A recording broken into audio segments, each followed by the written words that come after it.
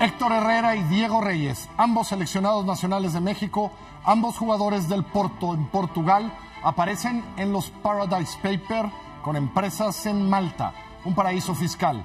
La informamos de todo esto y lo hablamos con Jimena Rodríguez y Rafa Ocampo. A 2 meses del primer gran sismo hay manifestaciones, nuevas detenciones, quejas y promesas. Y también hay negocio. Hoy le mostramos una cápsula antisismo. No es barata, pero dicen que si usted se mete ahí, ya no le pasa nada. Hay nueva comisionada de Derechos Humanos en el Distrito Federal. De eso hablan hoy Lisa Sánchez y Regina Tamés en nuestra mesa de análisis.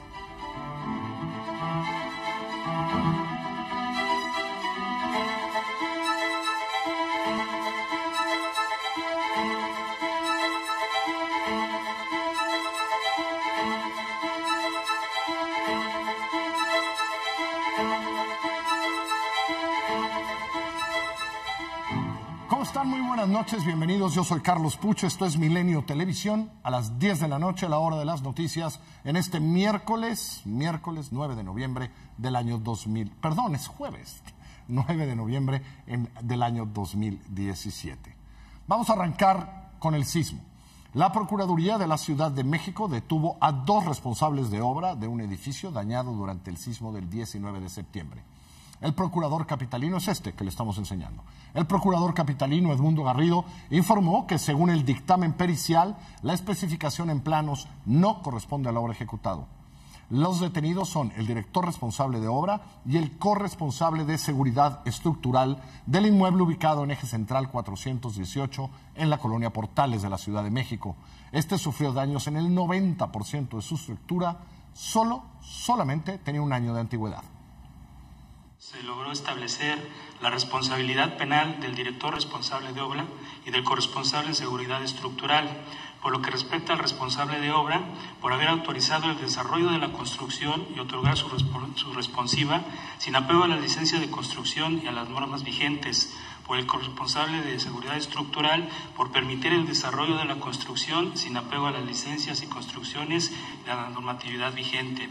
Ambos, el 14 de julio del 2017, manifestaron la terminación de la obra.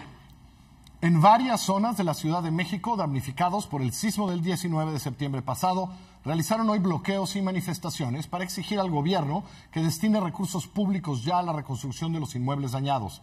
Las principales quejas han sido la falta de ayuda para la reconstrucción, para la remoción de escombros y las deficientes, dicen, evaluaciones estructurales. Vecinos del multifamiliar Tlalpan amenazaron con continuar e incrementar los bloqueos si no se les contempla ya en el presupuesto de egresos del 2018. Si no hay solución ni un voto a la elección.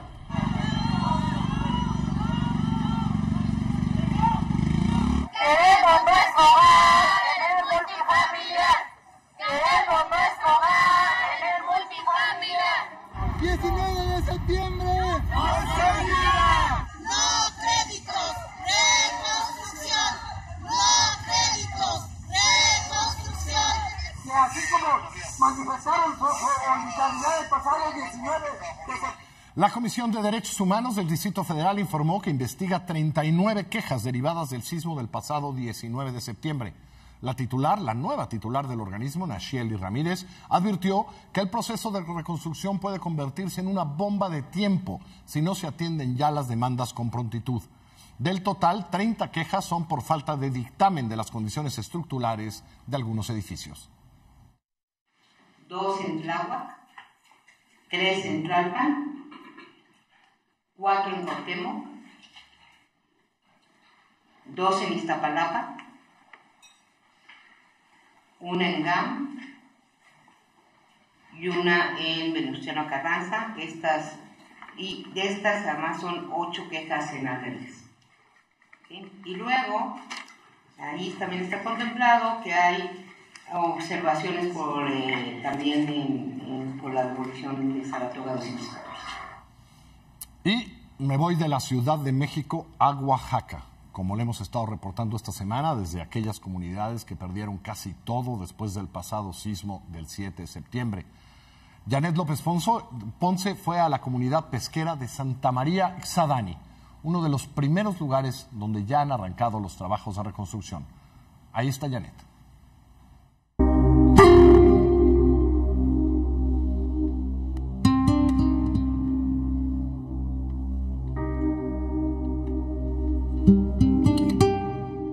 A esa hora, pues mis papás están solos en la casa con una de mis sobrinas y pues a la hora del temblor lo primero que pensé es en mis papás, pues porque yo sabía que la casa ya está un poco vieja, pues ya. Y sí, cuando llegué acá, la casa ya estaba tirada, la mitad de la casa ya estaba tirada, ellos estaban llorando.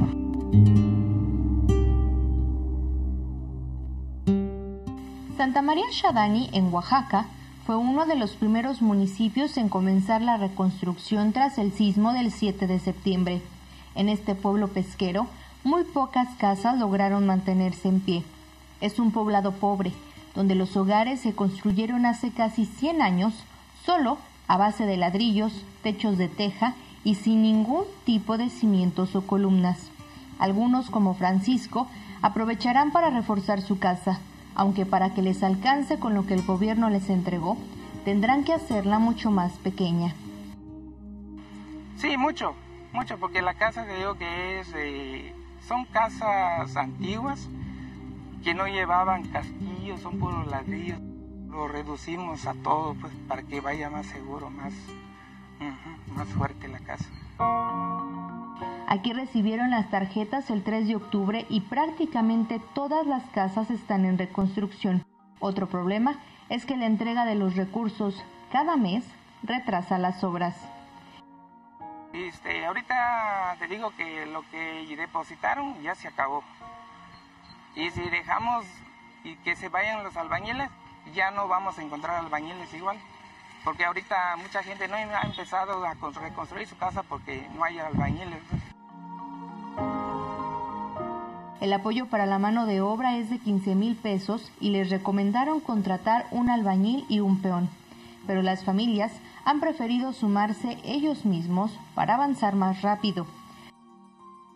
Cuartos son 2 cuartos y una cocina y un baño. Nada más, un pasillo eso. Las decenas de casas que colapsaron en este pueblo pesquero se redujeron precisamente a montañas de escombro de más de 2 metros de altura, que hoy obstruyen cada una de las vialidades de esta localidad. Uno de los montones más grandes es lo que quedó de la casa de la señora Rosalía, pues aunque las obras de reconstrucción comenzaron hace un mes, ella es una de las pocas excepciones. A pesar de que su casa desapareció, en el censo la catalogaron como pérdida parcial y el dinero que le llegó no le alcanza siquiera para darse el lujo de contratar a alguien que le ayude a limpiar el terreno. Los que pasaron ese día a checar, a ver la casa, dijeron que no estaba para tirarse todo, que había nomás tierra y tejas. Hace unos días, personal del gobierno de Oaxaca acudió a su casa y volvió a tomar fotografías para evidenciar lo que el sismo ocasionó. Ella espera que sea suficiente, pues lleva 2 meses viviendo debajo de una lona en el patio del vecino. La esperanza de estas familias es poder tener un techo seguro para celebrar las fiestas navideñas. Con imágenes de Mario Pérez para Milenio Noticias, Janet López Ponce. Pues es la más triste. Si no tengo casa navideña, pues estamos jodidos. Y estoy seguro que usted conoce a gente que todavía vive un poco con miedo, que no sabe si tembló, si va a temblar mañana, que todavía están angustiados. Javier Vega, del equipo de Especiales Milenio, nos trae esta historia. Resulta que unos mexicanos diseñaron y construyeron una cápsula. Es una cápsula antisismo. Es un modelo, le digo, inventado, fabricado aquí en la Ciudad de México. Ya tiene hoy cientos de pedidos desde los sismos de hace 2 meses. Hay negocio alimentado por el miedo a morir en un derrumbe. Esta es la cápsula K107 y la historia es de mi compañero Javier Vega.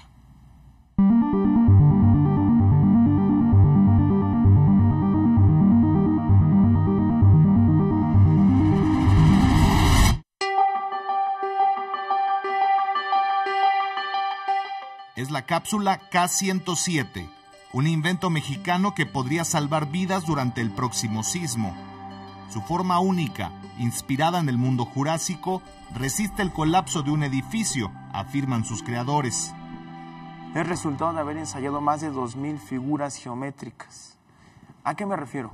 Figuras geométricas como cilindros, paralelepípedos, pirámides, cubos, esferas.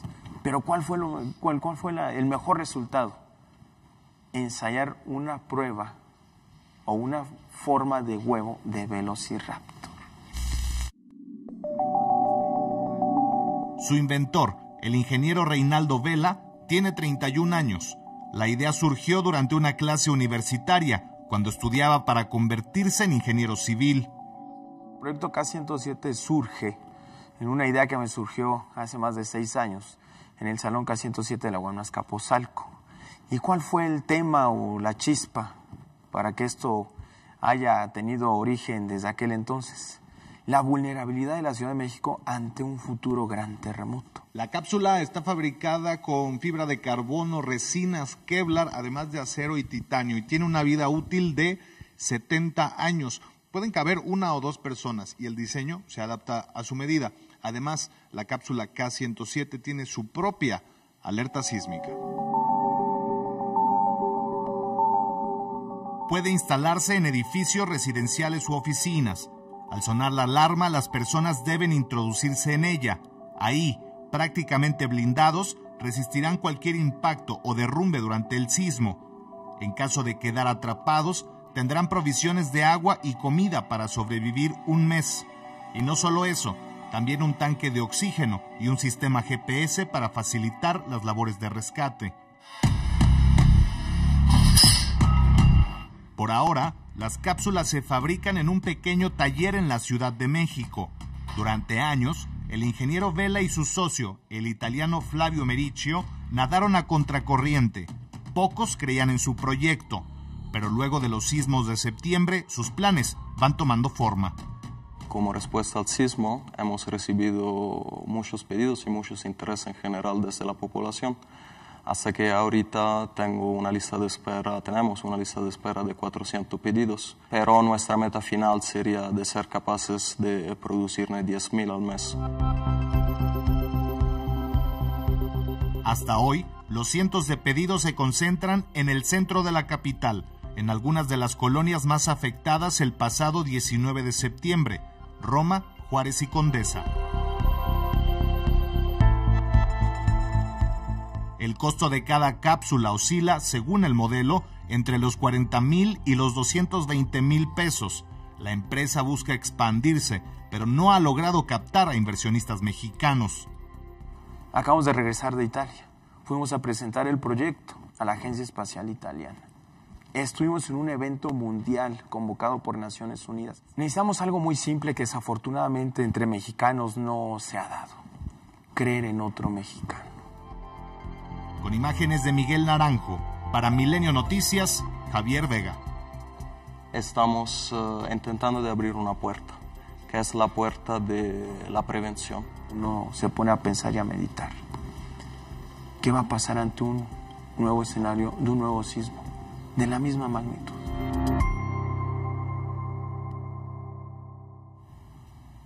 ¿Cómo ve? Hasta 200,000 pesos. Ya tienen 400 pedidos su cápsula antisismo. No sé si me da más miedo meterme a la cápsula que estar en el sismo. Vamos a asuntos de política. Mañana se van a reunir Andrés Manuel López Obrador y Ricardo Monreal. Hoy el presidente de Morena celebró que Monreal dijera en una entrevista que no se irá al frente opositor. López Obrador dijo que Monreal es una persona de buen corazón y sabe que en Morena se está luchando, dijo Andrés Manuel, por mejorar las condiciones de vida y trabajo del país. López Obrador afirmó que él nunca pensó en la salida de Monreal y que los del frente opositor eran sopilotes. Les dijo que estaban tentando y son sacando a Monreal para dividir el partido. Monreal dijo durante su segundo informe de gobierno que el sentido de la restauración nacional y la necesidad de un cambio de régimen eran más fuertes que una aspiración personal, aunque dijo que va a seguir escuchando propuestas. Creo que es más fuerte el sentido de la restauración nacional y la necesidad de un cambio de régimen que una aspiración personal. Hasta ahora, la impaciencia no me consumó y la ambición tampoco me tocó. Voy a seguir escuchando con atención y con respeto propuestas, porque no se puede responder antes de oír. Todo indica que ahí ya se arreglaron. Vamos ahora al Senado. En la sesión del día de hoy no se alcanzó el quórum para votar la convocatoria para elegir un nuevo fiscal electoral. Durante la votación, el bloque del Partido del Trabajo Morena se retiró de la sesión, lo que ocasionó que solo se computaran 57 votos. El quórum es de 64. El coordinador de los priistas, Emilio Gamboa, dijo que el PRI y el Partido Verde sí estaban, pero quien tienen la mayoría no quieren, dicen, seguir con el proceso del fiscal. El coordinador del bloque PT Morena dijo antes de abandonar la sesión que el método para elegir al fiscal es tramposo. Es un mecanismo tramposo. Mire, la Comisión de Justicia va a recibir los nombramientos que le enviará la JUCOP. Y van a hacer una serie de presentaciones, y ahí se va a decidir un grupo o una lista de candidatos que considere la comisión idóneos. Nosotros exigimos que este proceso que están proponiendo sea transparente, no está en la convocatoria. Que sea transparente, que sea a la luz pública, que salga en el canal del Congreso. El fraude electoral de 88 ya se dio.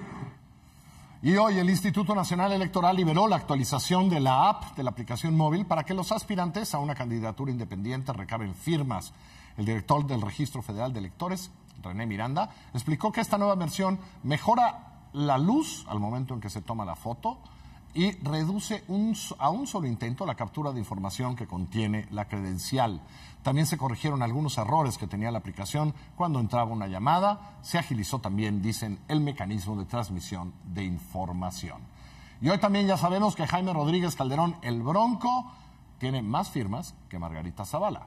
Claro, lo que pasa es que el Bronco tiene casi más de la mitad en Nuevo León, le van a sobrar. El Bronco tiene 95.054 firmas, lo ha logrado con el 28% de sus auxiliares activos.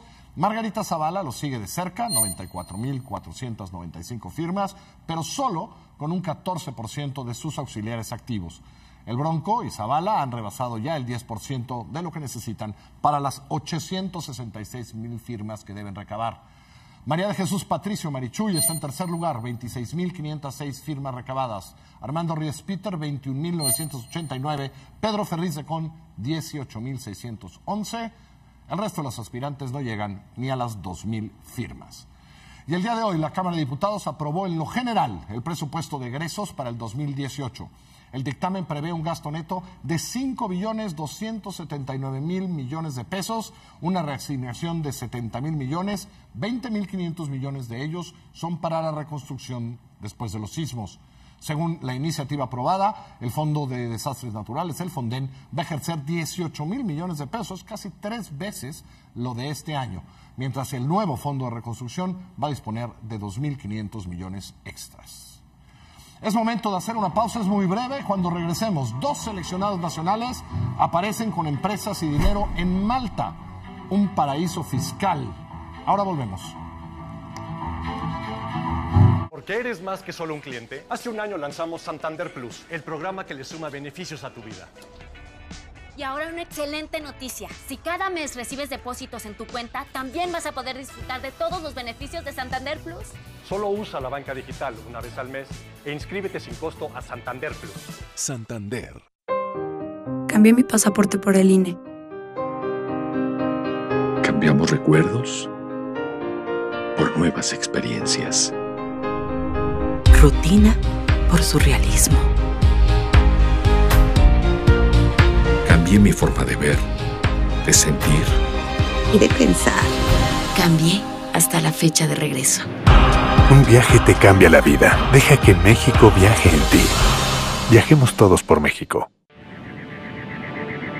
No hay ningún día igual en la ciudad de Oaxaca. Probar todos sus sabores, admirar sus artesanías, maravillarse por su historia, sentir la libertad, inspirarse por su arte, respirar su biodiversidad y poder comer y descansar en lugares de ensueño. Descúbrelo tú mismo. Oaxaca lo tiene todo. Visita Oaxaca. Estamos de pie.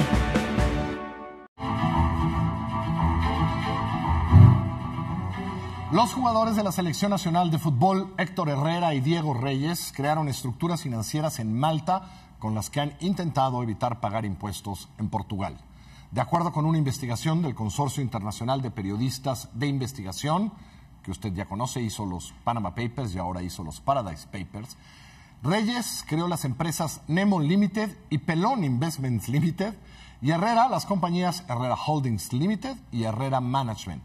Ambos futbolistas, que juegan con el Porto, allá en Portugal, presentaron documentos con los que acreditaron, en Malta, que el dinero se depositaría en esas cuentas vinculados a sus compañías y que vendría del extranjero, con lo cual garantizaban que el gobierno de Malta solo les aplicaría el 5% de impuestos.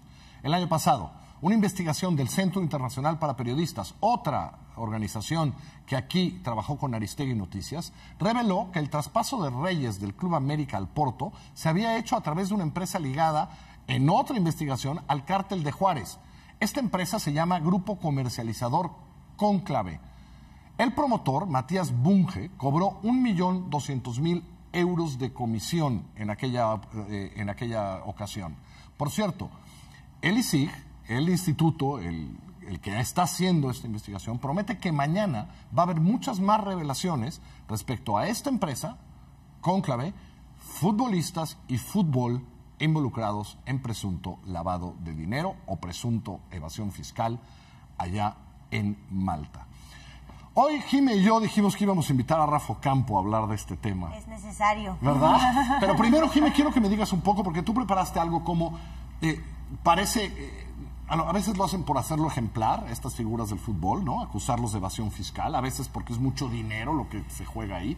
Pero tenemos otros casos, ¿no? De problemas fiscales de deportistas, ¿no? Muchísimos, y que van desde hace también muchísimos años, porque quizá tenemos más en el mapa que en los últimos años han sido muchos futbolistas acusados, sobre todo en España.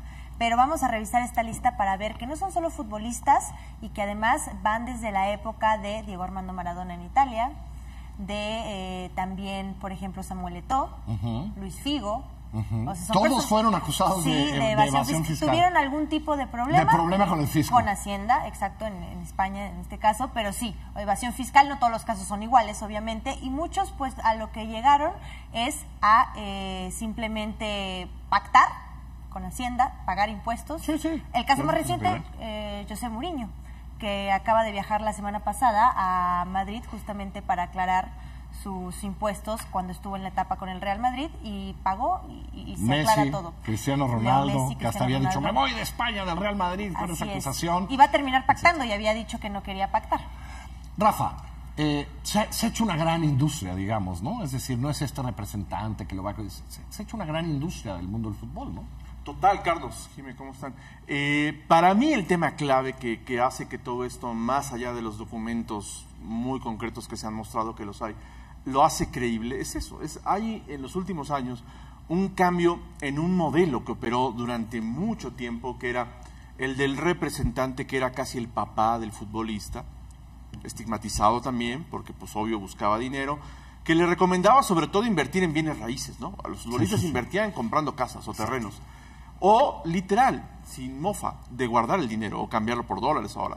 Ahora los futbolistas, esta generación de futbolistas mexicanos, Herrera 29 años, 27 con un debut tardío en el fútbol mexicano, del Pachuca, Diego, que es de los jovencitos, aunque ya tiene 25, ya están manejados por empresas. Obvio, hay alguien que los liga, en este caso hay un promotor argentino-mexicano, Matías Bunge. ¿Es México-argentino? No, argentino-mexicano. Es argentino-mexicano. ¿Se llama? Matías Bunge. Matías Bunge maneja toda esta generación de futbolistas, el Tecatito Corona, como le dicen, algunos otros, y seguro, pues se pone a imaginar, pues es, oye, vamos a crear una empresa, ¿no? Invierta acá, no se pagan estos impuestos, tienes más ganancia acá, ¿no? Es que creo que esa es la clave, porque lo que le pasa a muchos futbolistas que se dedican al fútbol es que se asesoran. Es lo que le pasó a Cristiano Ronaldo, es lo que le pasó a Messi, pero con su padre.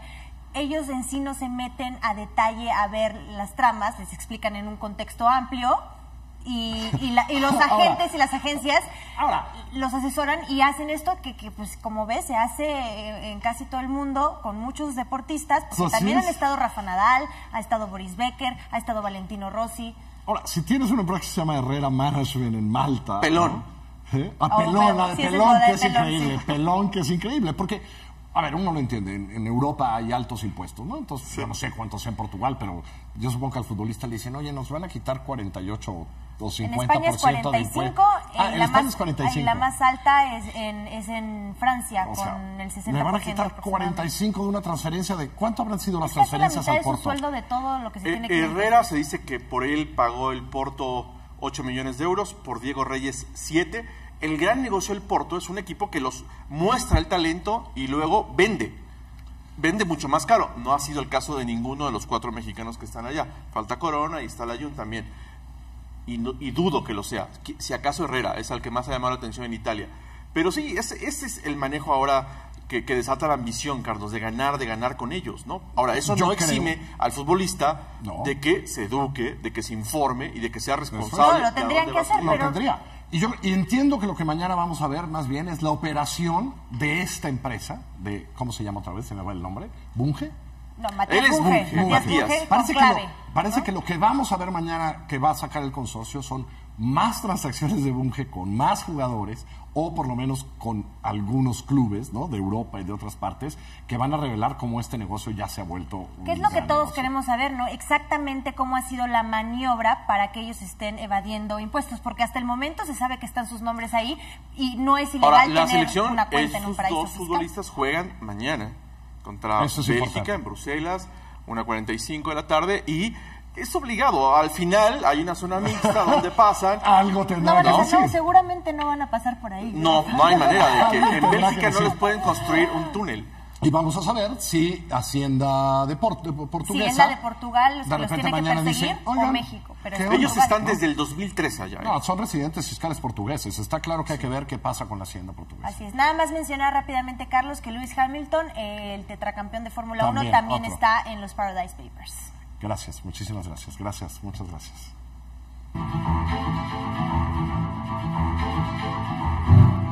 Vamos a más información nacional. En Tamaulipas, el expresidente municipal de San Carlos, Samuel Rodríguez, fue detenido por los delitos de peculado y uso indebido de atribuciones y facultades. La Procuraduría de Tamaulipas informó que el exfuncionario desvió recursos públicos durante su administración por un monto de 1.200.000 pesos. En Puebla, el regidor de Industria y Comercio del municipio de Chietla, Joaquín Muranda, fue asesinado a balazos frente a su casa por un hombre que lo interceptó en una motocicleta.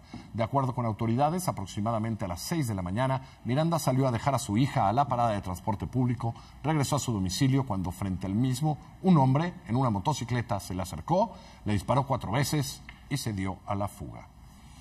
La Secretaría de Seguridad Pública del Estado de México trasladó hoy a 49 internos más que consideró de alta peligrosidad que estaban en cárceles de la entidad. Los mandó a penales federales en Guanajuato, Michoacán, en Oaxaca.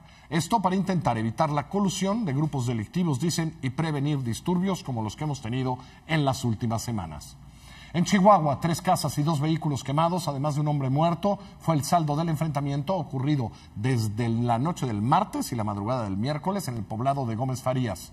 De acuerdo con el fiscal estatal, César Augusto Peniche, el enfrentamiento se dio entre organizaciones criminales rivales. Lo que siempre dicen. Ahí mismo en Gómez Farías fue levantado el director del hospital regional, Juan Blas Godínez. De acuerdo con su hijo, poco antes de las 4 de la mañana del miércoles, 20 personas armadas ingresaron a su domicilio y se llevaron a su padre. Hoy no hubo clases en todos los planteles del municipio por temor a nuevos enfrentamientos que pudieran afectar a la población civil. Vamos a otros temas. Aquí se lo dimos a conocer. El martes se eligió a la nueva comisionada de Derechos Humanos de la Ciudad de México. Ella es Nacheli Ramírez Hernández. Es activista, fundadora de la organización Rirriquí, de Intervención Social. Se desempeñó como ex consejera de Atención a la Niñez en la Comisión de Derechos Humanos de la Ciudad de México. Y hoy, Lisa Sánchez y Regina Tamés, vamos a hablar, primero porque sé que vienes de verla, Regina, sí, pero además porque hubo un proceso muy interesante en donde participó la sociedad civil, etcétera. ¿Por qué no te arrancas, Regina? ¿No? Bueno, sí, con gusto. Creo que hay como pocos espacios de ánimo de celebración y este es uno de ellos. Hacía mucho tiempo que no se veía una designación que fuera transparente, que hubiera participación real de sociedad civil, y en este caso se cumple con eso, y hoy se cuenta con una mujer que ha tenido una trayectoria brillante en términos de defensa de derechos humanos, que va a encabezar una comisión, que es la comisión local de esta ciudad, que durante mucho tiempo, casi desde su creación, pero sobre todo en los últimos 8 o 10 años, había sido una comisión ejemplar para el país. Incluso a nivel internacional, era un referente de lo que tiene que hacer un defensor del pueblo, ¿no? Que es la palabra ombudsman. Y la verdad es que en los últimos 4 años, bajo la ejecución de Perla Gómez, las organizaciones nos alejamos de la comisión, las víctimas ya no estaban yendo y ya estaban inconformes. Había mucho enojo, sumado a que, bueno, había un contexto nacional que también hacía que lo local perdiera relevancia. Y creo que hoy, frente a un contexto de reconstrucción de cómo está la Ciudad de México, una nueva constitución y una ombudswoman, en este caso, ombudswoman, así es. Ombudsperson. Pues nos da un espíritu, por un lado, de saber que las designaciones sí se pueden hacer de manera transparente y participativa, y que, bueno, vamos a recuperar la comisión que tantas falta hace para tener un contrapeso. ¿Compartes el optimismo, Lisa? Yo comparto el optimismo, pero digamos que me quedo todavía con la gran tarea que ella tiene por delante para hacer, para regresarle verdaderamente el nombre a esta comisión y sobre todo para regresarle la credibilidad en materia de autonomía. Lo que se le criticó mucho a la antigua titular de esta comisión es que había sido muy colaboracionista con el gobierno, que su cercanía precisamente... Debo decirlo, porque yo la conozco en términos de ser abogada para la libertad de expresión, etcétera, reconocidísima, una de las mejores abogadas en términos de libertad de expresión, y de este tipo de temas, ¿no? Sí, pero digamos que... Pero digamos que ahí fue otra cosa, ¿no? El trabajo colaborativo con las organizaciones que mencionaba Regina, en donde participaban activamente de informes temáticos, donde las discusiones se hacían de manera mucho más cercana y sobre todo donde la atención a víctimas se ponía en el centro y no tanto el procesar el número de casos, hizo que, digamos, ahí hubiese una ruptura. Y dejó una comisión que, pese a todo, hoy en día está enfrentando problemas laborales, ¿no? Hay un gran descontento adentro del mismo personal de la comisión, que enfrenta retos importantísimos de gestión, que enfrenta retos también muy importantes de devolverle esa integridad a la atención de las víctimas, que enfrenta, pues, a temas de agenda importantísimos, esta nueva constitución que está impugnada por todos lados, pero que al mismo tiempo es súper garantista, la reconstrucción del sismo, que no es para nada un tema menor. Su primera conferencia de prensa fue hoy alrededor del sismo, porque tiene una cantidad de quejas que tendrá que procesar de alguna manera, ¿no? Sí, y estábamos platicando fuera del aire, Regina y yo, pues también llega en un momento en donde está el jaloneo de la negociación de los presupuestos, cuánto dinero va a lograr hacerse de este organismo precisamente para poder dar trámite a todo lo que se acumula cada año de quejas a violaciones en los derechos humanos en esta entidad, y que hay temas ahí aparte que no están ahorita necesariamente en la palestra, pero que tendrán que requerir muchísima coordinación entre comisiones, Regina, como el tema precisamente de la violencia de género, ¿no? Que se está expresando cada vez de manera más virulenta en nuestra zona metropolitana. Regina, quiero que me platiques un poco, porque a veces las participaciones ciudadanas salen mal en este tipo de cosas. ¿Qué pasó aquí que salió bien? Y sé que, sé que estuviste metido en algunas cosas, sé que sabes muy bien qué pasó. ¿Qué fue? ¿Cuál fue el truco para que hoy, digamos, pareciera ahí una cosa interesante? Yo creo que en principio hubo una voluntad política que la participación no fuera una simulación, que en realidad es una práctica que ha permeado por lo menos en este sexenio a nivel nacional y que lo vemos comúnmente a nivel estatal. En este caso se juntó que había demasiadas críticas a la antigua presidenta de la comisión, pero no solo críticas, había denuncias penales, hay un montón, se gastó 40 millones de pesos en liquidar a gente dentro de la comisión. Digamos, había tal desprestigio que creo que sí se, midieron y moderaron los costos políticos que tenía para la ciudad el que hubiera una mala presidenta nuevamente, si reelegirla les convenía o no. Pero sí creo que hay un ejercicio muy interesante de que las organizaciones sumamos. O sea, podemos no coincidir en todo y creo que eso es válido y la diversidad suma. pero llegó un punto en el que, bueno, lo que queríamos era más allá de la persona que llegara, que hubiera un proceso transparente, que, digamos, las reglas del juego estuvieran claras, que tampoco estaban tan claras, y hubo esa posibilidad de trabajar con los asambleístas para que fuera así. No fue fácil, pero creo que sí sentó un precedente para decir las cosas se pueden hacer si todos sumamos de nuestra parte. Y eso sí es alentador, aunque me critiques mi optimismo. No, yo nunca critico tu optimismo. Nunca al contrario, me sí. encanta. Quiero que empieces un poco para terminar esta parte de género. Le tocaría a Regina, pero no. Esta parte de comisiones género, porque estamos en un problema, ¿no? Es decir, tenemos alertas, mujeres, acosos, abusos. Pero y sobre todo tenemos una respuesta muy lenta de las autoridades, ¿no? Se presentaba ayer el índice de efectividad de las procuradurías estatales, en donde se medía cuál era el tiempo de respuesta de estas procuradurías y las autoridades en general para cosas que deberían ser procesadas de manera muy expedita, de manera muy inmediata, y sobre todo que deberían tener un seguimiento muy puntual en aquellos casos pues más paradigmáticos, en donde se viola el debido proceso, en donde se revictimiza a las personas que fueron no solo víctimas del delito, sino víctimas del funcionamiento institucional, y que en ese sentido el reto es evidentemente muy complejo, sobre todo porque implica una labor no solo de defensa y de litigio, sino también de una capacitación brutal adentro de las procuradurías, adentro de todos los órganos de aplicación y administración de justicia, ¿no? Y otra cosa que creo que es muy importante y que le va a tocar a ella también va a ser resistir los embates contra el sistema acusatorio, ¿no? Precisamente que toma la bandera de los derechos humanos como liberación de criminales. No, pues, tiene una chamba increíble. Sí. Suerte, pues ¿qué le decimos? Sí, yo creo que el problema de gestión interna es urgente, ¿no? El tener gente que confía, que está comprometida y tiene las capacidades técnicas es algo crucial para ver la efectividad de esta organización. ¿Cuántos años, Regina? ¿Nombrada? 4 años. 4 años. Sí. Bueno, va a ser transgobierno, además, ¿no? Sí. Estará con los dos. Sí. Gracias, Regina. No, gracias, Lisa. Voy a hacer un corte, es muy breve. Cuando regresemos, la información económica y la información del resto del mundo. Ahora volvemos. Hace un año lanzamos Santander Plus, el programa que le suma beneficios a tu nómina para que sigas creciendo.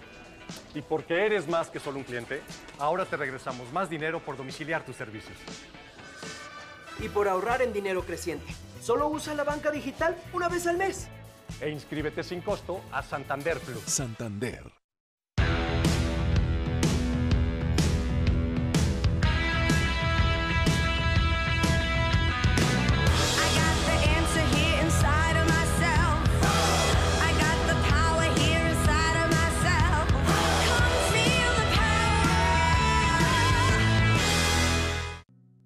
Máxima expresión. Ribera del Duero. Tinto Lleiroso.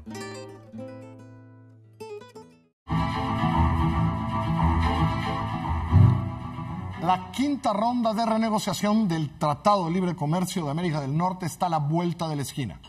Eugenio Salinas, secretario del Consejo Consultivo de Negociaciones Internacionales, lo que conocemos como el Cuarto de Junto, dijo que para la quinta ronda se buscará cerrar 3 capítulos. El líder negociador mexicano dijo que se discutirá por primera vez de manera formal el tema de las reglas de origen del sector automotriz. Ese no va a estar fácil. Ayer, al aterrizar en Vietnam, donde acompaña el presidente Enrique Peña Nieto, el secretario de Hacienda, José Antonio Meade, dijo que el proceso de negociación está en muy buenas manos. Meade aseguró que lo importante es mantener estas negociaciones. Ildefonso Guajardo es un agente conocedor y profesional, y yo creo que el proceso de negociación implica propuestas de ambos lados, y yo creo que irán madurando y se irán generando consensos. A mí me parece que lo muy favorable es que estén habiendo rondas, que estemos en un debate, que estemos en un análisis, que estemos en un proceso de reflexión. Sin duda, conforme avancen las rondas, irán aflorando tensiones, debates, dificultades, pero yo creo que a todos nos anima buena fe y el deseo de tener una región norteamericana próspera, dinámica y competitiva. El Banco de México mantuvo sin cambio su tasa de interés de referencia, 7%. Banco de México informó que esta decisión obedece a un anclaje de las expectativas de inflación y una significativa apreciación de la moneda nacional frente al dólar desde mediados de enero y hasta finales de septiembre de este año. Reconoce que la apreciación del peso se revirtió recientemente en forma parcial. ¿Y cuánto se revirtió? Pues sigo diciendo 19, quisiera decir 18. La interbancaria, 19,6 centavos. Al menudeo, el verde, el de la ventanilla, 19,23.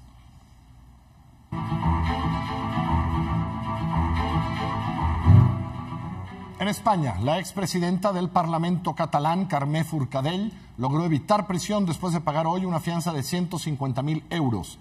Esto después de que la Fiscalía pidiera cárcel para ella y otros miembros de la mesa directiva de aquel Parlamento por los delitos de rebelión y sedición.